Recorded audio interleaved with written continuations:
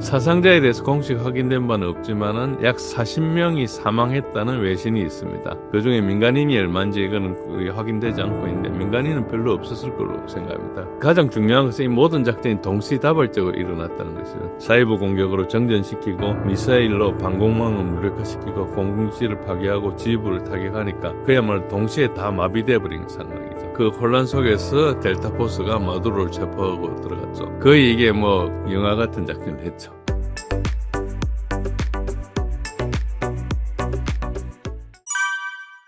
진재일 교수님 모셨습니다. 교수님 안녕하세요. 네, 안녕하십니까. 새해 복 많이 받으세요. 네, 새해 복 많이 받으십시오. 교수님, 미국이 베네수엘라의 수도 카라카스와 항만 공항 등을 전면 폭격했다고 합니다. 미국의 군사작전 어떤 일들이 일어나고 있는 건가요? 예, 이번 작전은 상당히 큰 작전이었습니다. 작전 이름이 Absolute Resolve라고 해가지고 우리 말로 번역하면 절대 결의란 뜻인데요. 일단 대규모 작전이었습니다. 150대의 미군 전투기가 투입됐고요. 거기에는 F-22 랩트가 있고 F-35도 있고 FA-18도 있고 그리고 이제 함재기들입니다. 항공모함에서 뜨는 거고. 그리고 이제 B-1 랜스 폭격기는 이제 미국 본토에서 이렇게 날라오거나 아니면 여기 푸에르토리코에서 날라오거나 이렇게 돼요. 이게 이제 단순한 정밀 타격이 아니고 완전히 제공권 장악을 목표로 해서 대규모 공중작전을 했어요. 그러니까 함정이 항공모함이 한쪽에 있었고 그리고 이제 구축함도 있었고 지금 이제 상륙하기 위해서 그 헬기를 싣고 왔던 상륙 돌격함이 있었고 그런데 이제 저런 것들이 이제 구축함도 보통 베네수엘라에서 미국 쪽으로 함정 쪽으로 쏘는 미사일을 막기 위한 소위 말해서 이지스함들도 있고 구축함이 하나의 전자전함이 돼가지고 베네수엘라에 있는 모든 전자전 공격을 했는 그런 함정도 있고 굉장히 다양한 수준의 함정이 있고 특히 이제 특수작전할 때 우리가 거의 꿈의 장비들이라는 MH-47G나 MH-60L이나 이런 것들이 이제 우리 같은 데는 없죠. 우리가 이거 전 세계에 거의 없다시피 하고 있죠. 미국 빼놓고는. 그리고 이 실제로는 4개월 전인 2025년 8월부터 준비를 시작했습니다. CIA 요원들이 비밀리에 이제 베네수엘라 땅에 투입되어 있는데 저 말은 약간 트럼프도 이야기했는데 약간 어폐가 있는 말이거든요. CIA 요원들은 항상 있는 거예요. 항상 있는 건데 투입됐다 하니까 물이 젖었다 이런 표현과 비슷한 건데 어쨌든 트럼프 대통령이 이야기를 했기 때문에 이제 저렇게 들리는 건데 CIA 요원들은 몇십 년 전부터 거기 있으면서 이제 했고 그 다음에 이제 델스 드론 함대를 운영해가지고 마두로 대통령의 움직임을 시간 단위로 추적했어요. 이걸 정보 용어로 패턴 오브 라이프라 그러는데 뭘 하는지 일상 루틴을 다 데이터를 모아놓는 거예요. 그러면 몇 시에 무슨 일을 하고 어디를 가고 뭘 먹고 누구를 만나고 이런 행위를 계속 파악을 해놨다가 이제 하는 거고 이제 잘 알려지지 않는 것 중에 하나가 12월 중순부터는 미국 사이버 사령부가 본격적으로 개입해가 베네수엘라 전력 인프라에 악성 코드를 다 심어놨어요. 그래가지고 첫 번째 타격했던 게 D-Day 새벽 2시에 스위치를 전환해서 이제 악성 코드가 전부 이제 발동을 해서 베네수엘라 전체가 정전됐습니다. 수도 카라카스는 물론이고 주요 군사기지들의 전력이 다 차단됐어요. 그래서 그 영상들을 보면 깜깜한 데 날아다니고 있을 겁니다. 그렇게 했으니까 이제 서로 간에 통신이 안 되니까 대응을 이제 체계적으로 못 하는 거죠. 그래서 부분적으로 사격을 할 수 있었는데 어쨌든 그렇게 완전히 잠재운 상태에서 갔다 이렇게 보시면 되고요. 그리고 이제 이게 20개 미군 기지와 함선에서 미사일을 발사했어요. 그래서 그 주요 타격 목표가 3가지인데 방공 시스템 그러니까 헬기를 가지고 들어가야 되니까 헬기는 방공 시스템이 되게 취약하거든요. 특히 이제 러시아에서 준 맨패드 이글라라는 게 그 미국의 스팅거 같은 건데 그런 것들이 한 5,000개가 있었는데 어쨌든 그것도 대부분 작동하지 못하게 하는데 성공했고 그것보다 이제 훨씬 큰 지역 방공을 하는 S-300 대공 미사일하고 부크라고 하는 장거리 대공 미사일 요것도 다 러시아제입니다. 이걸 완전히 무력화시켰다. AGM-88이라고 함이라는 대방사 미사일이 있어요. 그러니까 레이더를 켜면 레이더에 전파를 따라 들어가가지고 때리는 그러니까 레이더의 안테나를 공격하는 거죠. 그럼 안테나가 없으면 이제 깜깜하니까 이제 미사일이 작동하지 못하죠. 그래서 이제 저렇게 파괴를 했습니다. 저게 성공해야지 헬리콥터와 전투기가 안전하게 비행을 할 수 있습니다. 저게 방공 작전이 가장 중요한 거고 지금 우크라이나 전쟁하면서도 우크라이나가 방공 무기가 딸려가지고 안 되는 거고 이스라엘 이란 전쟁을 할 때도 이란의 많은 미사일을 이스라엘에서 다 요격을 못했죠. 그런 것들이 이제 방공이 되게 중요합니다. 그리고 두 번째는 공군 기지를 때렸어요. 라카를로타 공군기지하고 그리고 공군기지는 아니지만 엘로살이라는 공항도 때렸어요. 거기에 미국 전투기가 발진할 수 있는 것은 모두 이제 무력화했고 때리는 것은 활주로를 파괴하고 경락고를 파괴했습니다. 그러면 경락고를 파괴하면 비행기가 떨어지고 활주로를 파괴하면 살아있는 비행기도 활주로를 이용하려면 복구하는데 시간이 걸리잖아요. 그래서 작전하는 동안에 이제 이거 쓰지 못하게 한 거고 그 다음에 지휘 통제 시설을 완전 집중 타격했습니다. 포터 티와나란 한 2마일, 4마일 되는, 그러니까 한 3km, 한 6km, 6, 7km 되는 이 큰 넓은 지역이 베네수엘라의 이제 뭐 펜타곤이라 할 수 있는 최고의 군 장성들이 모두 주둔하는 곳에 이거를 이제 때렸어요. 그래서 위성 이미지 보니까 대부분 평평해진 상태고 장갑 차량들이 전멸했고 건물들이 붕괴되었습니다. 깜깜한 데를 작전을 해가지고 저것들이 이제 영상에 잡힌 것은 미군이 촬영해 준 것 정도밖에 안 나왔으니까 잘 몰랐는데 나중에 보니까 엄청나게 때렸다. 그리고 이제 항만도 타격했다. 이제 포트 라구아이라는 저 항구가 베네수엘라에서 가장 중요한 전략적인 도시인데 이거는 이제 베네수엘라가 석유를 수출해서 사니까 그 정권의 자금이 흐르는 곳이기 때문에 저기를 타격하면은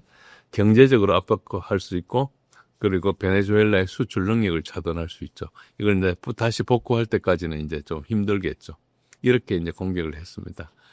그리고 이게 굉장히 놀라운 게 뭔가 하니까 베네수엘라군은 공격이 온다는 것을 알고 있었어요. 미국 해군 전력의 15%가 거기에 있었거든요. 그러니까 전 세계에 미국 해군들이 다 있는데 그중에 15% 있으니까 엄청나게 모은 거죠. 사실 뭐 태평양을 건너서 대서양을 건너고 이게 뭐 그렇게 쉽지 않거든요. 오는 게. 그런데 그걸 그렇게 있었고 또 협상이 진행 중에 있었어요. 계속 협상을 하고 있었는데 이제 트럼프 시절 특징은 협상할 때 공격하는 거죠. 베네수엘라의 방공 시스템도 준비되어 있었는데 150대 항공기를 투입했는데 한 대도 격추당하지 않고 모두 방어 시스템을 파괴해버렸기 때문에 군사적으로 완벽한 성공이죠. 사상자에 대해서 공식 확인된 바는 없지만은 약 40명이 사망했다는 외신이 있습니다. 그중에 민간인이 얼마인지 이거는 확인되지 않고 있는데 민간인은 별로 없었을 걸로 생각합니다. 가장 중요한 것은 이 모든 작전이 동시다발적으로 일어났다는 것이죠. 굉장히 잘 계획해가지고 동시에 했다는 거죠. 사이버 공격으로 정전시키고 미사일로 방공망을 무력화시키고 공군기지를 파괴하고 지휘부를 타격하니까 그야말로 동시에 다 마비돼 버린 상황이죠. 그래서 그 혼란 속에서 델타포스가 마두로를 체포하고 들어갔죠. 현대전의 교과서라 할 수 있죠. 거의 이게 뭐 영화 같은 작전을 했죠. 교수님, 지금 제가 뉴스를 보다 보니까 베네수엘라가 중국제 방공망이나 뭐 스텔스기도 잡을 수 있는 방공망이나 여러 뭐 전투기라든가 이런 미사일들을 중국에서 많이 수입해서 나름대로 홈에선 한번 해볼 만하다 이렇게 손도 못 쓰고 당할 전력은 아니었다 뭐 그런 얘기도 있는 것 같더라고요. 그런데 이제 이걸 딱 마비를 시켰기 때문에 전자전이나 그리고 저 사이버전 이런 걸 해서 저번에 이란 이스라엘 전쟁을 할 때도 이스라엘이 이란의 초기에 사이버전을 해가지고 상당히 많이 방공망들이 무력화됐거든요. 그런데 이란이 기술이 뛰어난 게 그거를 15시간 만인가 다 복구를 했어요. 그런 차이가 있죠. 이제 베네수엘라하고 좀 차이가 있는 거죠. 그런 게 있고 그 방공망이나 이런 것들이 생각보다 하나로서 작동을 하지 않고 네트워크로 작동하거든요. 그래서 네트워크를 지금 좀 마비시켜 버렸기 때문에 네트워크 NCW라 그럽니다. 네트워크 중심전이라 그러는데 거기에서 미국이 이제 일단 승리한 걸로 봐야죠. 거기 이제 가장 크게 중요하고 중국제 방공망이 어떻게 작용했는지 잘 모르지만은 그 전부터 이제 S300이라는 방공망이나 부크 같은 거는 지금도 물론 러시아는 지금 안 씁니다. 근데 그 우크라이나도 소련제에서 S300을 쓰고 있었고 부크 같은 것도 우크라이나나 러시아가 다 쓰고 있었거든요. 그래서 괜찮은 방공망이지만은 방공 그 체계지만은 네트워크가 형성되어 있지 않으면 어디서 뭐가 오는지에 대한 표적에 대한 정보가 없으면 작동할 수 없는 거죠. 보통은 방공을 딱 한 군데서 하는 게 구역을 나눠서 날라올 때 그 앞에서 본 데서 정보를 주거든요. 그런 것들이 이제 안 오면은 잘 못하는, 그러니까 이게 스탠드얼론을 하기 되게 힘든 그런 작전입니다. 물론 그런데 아예 한 대도 안 떨어졌다는 것은 전혀 자기 미사일 자체도 작동 안 했다, 그렇게 볼 수 있는 거죠. 그러니까 레이더를 켜는 순간에 때리는 그런 식으로 가는 거거든요. 그러면은 이제 미국의 피해가 아예 비행기가 1도 없었다는 게 정말 놀라운 군사적 그런 성과거든요. 거죠. 그걸 완벽하게 했다고 볼 수 있죠. 근데 외신에 따르면 미국 특수부대 델타포스가 마두로 대통령과 아내를 체포해서 미국으로 압송했다고 합니다. 저도 찾아보니까 사진도 실제로 많이 공개가 돼 있는데요. 어떤 과정이었나요? 예, 이거는 이제 영화 같은 작전입니다. 그러니까 굉장히 위험한 작전이에요. 실제로는 우리 영화 보면은 스릴 넘치게 아슬아슬하게 하잖아요. 그 정도로 위험한데, 여기서 이제 한 특수작전 요원들이 한 300명이 들어가가지고, 이제 160소라는 게 있습니다. 저게 이제 특수작전 항공연대라고 그러는데, 별명이 나이트 스토커라 그래요. 밤에 뭐 미행하는 사람들 이런 거죠. 헬리콥터용 스턴트 드라이브들이라 그러는데, 일단 저게 좀 이따 장비도 나올 거지만은 저 전력이 굉장히 특수한 전력이고, 그리고 같이 또 FBI 인질 구조팀도 같이 들어갔습니다. 여기 왜 그런가, 이게 사실 군사 작전이 아니고 마약 사범 체포 작전이에요. 공식적으로는. 군사 작전을 하면은 이제 전쟁이지 않습니까? 전쟁이면은 이제 국회의 동의도 받아야 되고, 그리고 이제 국제법상으로도 이게 전쟁이면은 선전포고를 한다든지 뭐 이런 행위를 해야 되는데, 저렇게 마두로만 딱 체포해 오려면은 몰래 들어가 해야 되니까 보안이 굉장히 중요하죠. 미리 선전하고 갈 수 없으니까. 그래서 이제 그 법적인 정당성을 부여하기 위해서 마약 사범을 체포하러 간다. 마약 사범 체포할 때 FBI가 들어가는데, FBI가 체포하는데 도와주기 위해서 군인이 간다, 이런 식으로 이제 만드는 거죠. 그래서 이제 저기 DEA가 들어갔는지 안 들어갔는지 모르겠습니다. 어쨌든 마약을 담당하는 쪽은 DEA라고 해가지고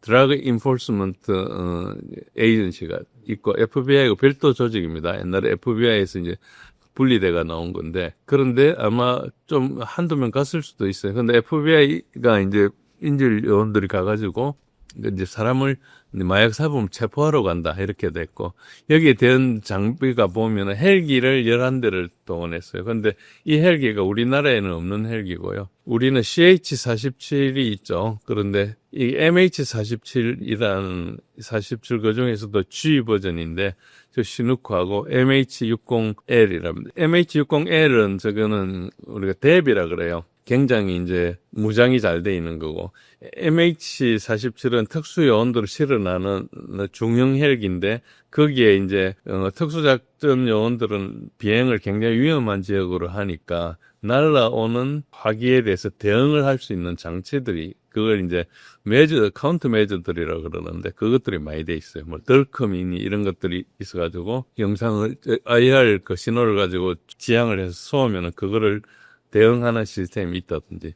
저건 우리나라에도 기술이 있는데 어쨌든 이런 특수한 것들이고요. 그리고 요거는 MH-60L은 이제 화력을 꽤 가지고 있어요. 2.75인치 로켓을 가지고 있어가지고 이제 이걸 가지고 이제 좀 지원을 해주면서, 그러니까 여기 하나의 근접 지원을 하고 여기가 실제로 이제 요원들을 오르내리고 하는 그런 걸로 했죠. 그래서 이제 이것들이 굉장히 막강합니다. 우리 특전사에는 이게 없죠. 어쨌든 그렇습니다. 그래서 이걸 어떻게 하는 거예요? USS 이오지마라는 항공모함 비슷하게 생겼는데 사실은 해군 상륙 돌격함이에요. 거기서 이제 상륙함인데 헬기 같은 것도 뜨고, 거기 또 그 수직이 착륙하는 그 F-35 버전도 뜨고, 그리고 함정 밑에서 큰 양육할 수 있는 조그만 함정이 나와가지고 그 이제 특수 요원을 실어가지고 이렇게 나르고 하는 그런 상륙 돌격함인데, 저 상륙 돌격함이 이제 베네수엘라 해안 불과 몇 마일 앞에서 이제 대기를 하고 있다가 새벽 2시에 이제 딱 H하고가 떨어질 때 정전, 폭격, 뭐 이런 헬기, 갑판, 출발, 이게 동시에 일어난 거죠. 그러니까 이제 우크라이나 입장에서 보면 뭐가 뭔지 모르게 동시에 일어나니까 뭘 대응해야 될지 모르는 데다가 정전도 돼 있다고 뭐 이런 상황이 있었죠. 그리고 레이더는 꺼지고. 그렇지만은 그 중에 하나라도 실패하면은 이제 켜 있으면은 매우 위험한 비행 경로죠. 일단은 함정에서 뜨는 것은 저 헬기가 좀 중요한 게 한 30m 상공에 떠서 가거든요. 해면 위를 그렇게 비행해야 합니다. 그렇게 가면은 이제 레이더파가 바다 물결 표면에 반사돼가지고 신호가 좀 헷갈리게 돼요. 그래서 헬기를 감지하기 어려워지는 그런 쪽이 있죠. 그래서 가까이 나면 가까이 갈수록 좀 비행기 입장에서는 안전한데 어쨌든 가까이 또 비행한다는 게 좀 위험하기도 하거든요. 그래서 그렇고 그 다음에 이제 상륙을 해가지고 북쪽 해안에 상륙을 해서 헬기가 북쪽 해안 육상 지점으로 온 다음에 포트 티오나까지 거의 한 16km 정도 떨어져 있는데 거기는 이제 해면이 없는 상태에서 육지 상공을 비행해야 되죠. 그러니까 거기엔 중간에 이제 육지에 있으니까 대공 무기들이 많이 있을 수 있지 않습니까? 거기가 상당히 위험한데 실제로 교전이 발생해가지고 헬기 한 대는 총격을 받았는데 손상을 입었는데 비행에는 지장이 없는 경미한 정도로 약간 뭐 중요 부위에 맞지 않은 것 같습니다. 그래서 이제 목표 지점은 포트 티오나인데 아까 말씀드린 대로 이게 베네수엘라판 펜타곤이라 해서 산 측면에 이렇게 건설돼가지고 우리 같으면은 뭐 관악산 같은데 이렇게 쭉 서울대학교 관악산을 둘러싸여 있잖아요. 그런 식으로 그 안에 이제 건설돼 있는 데다가 강화 콘크리트 게이트, 뭐 무장 경비탑, 24시간 순찰 뭐 이런 식으로 해서 완전히 요새 같은 데인데 거기에 5,000명의 엘리트 병사들이 주둔하고 있는데 거기를 이제 때린 거죠. 5,000명이 있는 곳을 때린 거예요. 1,000명이 이제 주둔하고 있는 이제 컴플렉스죠. 그러니까 거기에 이제 5,000명의 엘리트 병사들이 뭐 경계도 하고 하지만 실제로는 지휘 통제를 하는 그 중요한 지역이라 볼 수 있죠. 펜터간이라면 이제 우리 같으면은 상황실 같은 게 이제 대규모로 있는 거죠. 그런데 이제 이걸 어떻게 했는가 하니까 마두로가 어디 있는지에 대한 그 정보를 마두로 측근한테 얻은 거예요. 그래서 마두로가 이거 매일 자리를 바꾸고 하니까 기지 내 어느 주택에 숨어 있는지 패닝룸이라 해서 이제 완전히 봉쇄되어 있는 이런 것들이 있어요. 그 안에 들어가면은 이제 우리 영화 같은 거 보면 뭐 위기가 나면은 대통령이 어디에 탁 들어가잖아요. 그 캡슐 같은데 들어가는 그것처럼 이제 패닝룸인데 거기 어디 있는지 그리고 두꺼운 강철문은 몇 개 있는지 이런 모든 정보를 획득해가 사전에 준비해가 가지고 작전 요원들이 뭐 폭발, 파쇄 장약이나 전기톱까지 뭐에 맞는지 그게 장약이나 이런 것들이 재료의 물성에 맞게 준비해야 되잖아요. 그러니까 그 사전 정보가 다 있었던 거죠. 그래서 헬기에 착륙하자마자 병력들이 하차해가지고 마두로가 숨은 주택으로 직행해가지고 교전을 시작했어요. 그래서 이제 미국의 합참의장 케인 장군이 공군인데 이 사람이 합도적 화력과 자위로 대응했다 이런 이야기를 했죠. 뭐 공군 사실 합참의장은 저거 하는 자리가 아닌데요. 어쨌든 뭐 요즘은 저 사람들도 정치 뭐 이걸 타려고 그러는 이제 대통령이 불러서 그런지 쭉 나와서 발표를 했어요. 지난번에 이란 핵시설 때릴 때도 그런 걸 저 사람이 발표를 했는데 어쨌든 대헬기라는 게 디렉트 액션 퍼네트레이트라는 게 이제 아까 말씀드린 MH-60L이에요. 그게 사진 안 보면은 거의 비스트 같은 미국 트럼프 대통령이 타는 차 이름이 비스트거든요. 그러니까 뭐 엄청나게 장갑돼 있잖아요. 그 차를 보면은 진짜 뭐 엄청나게 잘 무장돼 있는 데다가 거기에 이제 어쨌든 특수작전을 할 수 있는 자기 생존 장치도 있고 그다음에 화력도 좋은 이 헬기를 가지고 저 헬기가 이제 하이드라 로켓이나 미니건이 있는데 이걸 가지고 제압 사격을 쏟아부었어요. 그러니까 지금 이제 특수작전 부대가 가는데 그걸 공격할 사람들한테 지원 사격을 저 헬기가 한 거죠. 그런데도 불구하고 휴대용 대공 미사일은 여러 군데 많이 가지고 있을 수 있으니까 이런 걸 이제 발사를 하죠. 그럼 헬기가 굉장히 위험해지거든요. 헬기는 빠르지 않기 때문에 저게 날라오면은 그냥 맞기 쉬운데 저게 이스라엘제 XM216 다크 플레어라는 게 있는데 저게 사람 눈에 보이지 않는데 플레어예요. 그 성강탄을 첨단 성강탄을 발사가 미사일은 그걸 따라가요. 미사일을 따라가는 건데 이제 IR 시그널 같은 걸 내는 거죠. 그런데 저걸 가지고 이제 헬기를 방어해줘. 그래서 이글라 대공 미사일이 오면은 저걸 켜가지고 이제 그러니까 헬기 안에 미사일이 온다, 미사일 워닝 이런 게 다 뜨거든요. 이런 걸 보면은 거의 우리가 액션이라 그럽니까? 이런 영화들 좀 있잖아요. 거의 그런 수준으로 이렇게 됐다. 그래서 현대 전쟁의 기술이다. 그래서 요거를 아마 나중에 공개를 많이 할 건데 그렇게 보면은 밀덕들은 다 재밌게 보실 겁니다. 근데 핵심은 뭔가 하니까 내부 정보가 굉장히 중요하고요. 그래서 내부 정보를 돈을 주고 이렇게 산 거겠죠. 일단 체포 및 기한은 어떻게 되는가? 일단 마두로의 거주지를 타포스가 돌파를 해가지고 그래서 이제 작전 요원들이 수면 중에 있는 마두로를 침대에서 끌어냈다고 CNN에 나오더라고요. 그래가지고 집타이를 채워가 눈을 가리고 부인과 함께 끌려 나왔는데 부인을 데려간 건 되게 이례적이에요. 부인이 무슨 죄목이 있나? 정치적으로 뭐 영향을 하는지 그거는 잘 모르겠는데 부인은 마약 사범도 아니고 어쨌든 그래서 이제 어떤 설도 있는가 하니까 미리 마두로하고 짜고 가는 거다. 마두로가 그냥 나갈 수 없으니까 가는 거다. 이런 설도 있는데 조금 그건 믿기 힘들어요. 근데 그 설이 왜 나오는가 하니까 부인을 같이 데려갔기 때문에 나온. 어쨌든 아까 말씀드린 MH47G 그 시누크 헬기에 태운 뒤에 이제 기한 비행을 시작했는데 일단 들어와가지고 마두로를 체포해가지고 헬기에 태운 것까지는 잘 됐는데 그 다음 돌아가는 게 또 반이잖아요. 지금 이미 이제 처음에 들어올 때는 모르지만 지금 다 깨워놨잖아요. 그래서 이제 안전하게 빠져나가는 게 되게 중요하고 그리고 재판을 받아야 되니까 반드시 살려서 데려갔어야 돼요. 만약에 도중에 죽으면 암살 임무처럼 보이잖아요. 그러면 이제 법적으로는 정치적으로 문제가 생기니까 그래서 이제 이게 사실은 데리고 나가는 작전이 더 어려운 작전이에요. 해야 될 임무를 보면은 살려서 안전하게 데리고 나가야 되니까. 어쨌든 귀한 경로에서 미 공군이 계속 베네수엘라 전역을 타격해버렸어요. 그러니까 150대가 필요한 게 뭔가 하니까 그 근처뿐만 아니고 뭐 웬만한 데는 다 타격해버렸어요. 그러니까 어쨌든 이게 다중 딜레마 전술이라 그러거든요. 그래서 베네수엘라군이 어디에 대응해야 될지 모르게 동시에 떨어지면은 그렇게 이제 갈등을 주는 그런 식으로 타격을 했어요. 그래서 헬기들이 결국 안전하게 강습 상륙하면 USS 이오지마로 복귀하고 미군의 사망자는 없었고 그리고 일부 부대원이 청산과 파편 부상을 입었지만 생명에 지장은 없었다. 사진에 나왔지만 검은 선글라스나 수갑이나 물병을 든 모습에 마두로 사진이 공개됐기 때문에 작전이 성공됐다 이렇게 볼 수 있는 거죠. 여기서 굉장히 중요한 것은 누군가 마두로의 위치를 팔았던 거죠. 미국이 이제 그 전에 마두로가 현상금이 1,500만 불이었는데 지난 8월 달에 5천만 불로 올렸거든요. 그게 한 700억 원쯤 되거든요. 그러니까 베네수엘라군의 고위 장교였을 걸로 추정하고 있습니다. 누군가 한 몇 년 지나서 엄청나게 잘 살고 있으면 그 사람이 범인일 가능성이 있죠. 그래서 이제 작전의 탁월함과 법적 정당성의 부재가 공존합니다. 군사적으로 완벽했습니다. 굉장히 처음에는 그냥 시리아처럼 잘 이렇게 매수해가지고 했을 거라고 생각했는데 지금 밝혀지는 거 보니까 작전 자체가 좀 완벽한 작전이었고 그러나 범주적으로는 불법이다. 불법이다. 이걸 피해갈 수는 없는 겁니다. 좋습니다. 교수님, 그럼 작전적인 측면에서 이번 군사작전을 봤을 때 미국이 최근 몇 년 동안 좀 군사력에서 약간 의심의 시선, 실패가 좀 있었는데 이번 작전으로 정말 대단하게 한번 만회했다 가도 될까요? 아니, 이건 그 군사력의 일부니까요. 해군력은 미군이 좀 우세했고, 그걸 가지고 이런 작전을 계속 발전시켜 왔거든요. 소위 말해 이거 이제 디캐피테이션, 참수 작전이에요.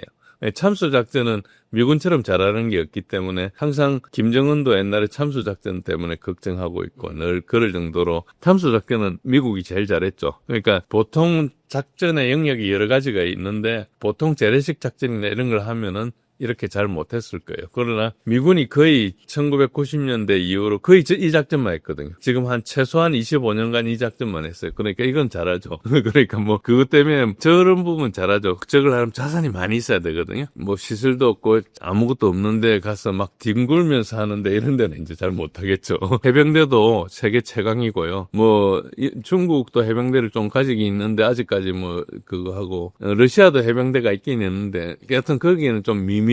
해병이 있긴 있지만 그 사람들은 해병이라 그러지 않고 네이발 인펜트리라 그러거든요. 그러니까 약간 개념이 달라요. 이거는 이제 상륙작전을 위해서 만들었고 러시아가 상륙작전을 했다는 전사가 없잖아요.